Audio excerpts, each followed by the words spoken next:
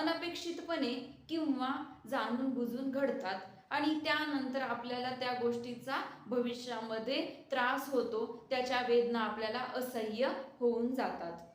मी जर माझ्या डाव्या हातामध्ये कोणत्याही प्रकारचं वजन घेत नाहीये आणि मी त्याचबरोबर जर माझ्या उजव्या हातामध्ये साधारणतः 1 किलो किंवा त्यापेक्षा जास्त वजन घेऊन उभी राहते, मी 1 तास थांबते, 2 तास थांबते, असे करत करत मी 24 तास किंवा मी 42 तास ते वजन माझ्या हातामध्ये घेते, तर काय होणार आहे, काही कालांतराने मला त्या वजनाचा त्रास होण्यास सुरुवात होईल आणि त्यानंतर मला त्याच्या वेदना असह्य होतील.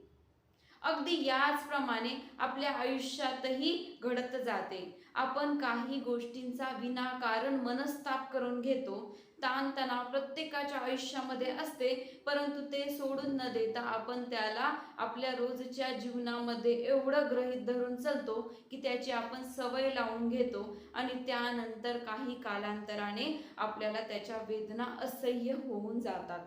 ज्याप्रमाणे मला त्या वजनाच्या वेदना असह्य होत होत्या, त्याचप्रमाणे आपल्याला आपल्या ताणतणावाच्या वेदना असह्य होतात आणि त्यातून होणारा त्रास आपल्याला विनाकारण भोगावा लागतो. त्याचा उत्तम पर्याय म्हणजे ज्या वेदना देणाऱ्या गोष्टी आहेत त्यांना आपण नकारात्मक गोष्टींना आपल्या जीवनापासून लांब ठेवायला हवं, किंवा जर त्या आपल्या आयुष्यामध्ये येतच असतील तर त्यातून सकारात्मकतेने पर्याय शोधून त्यापासून दूर जायला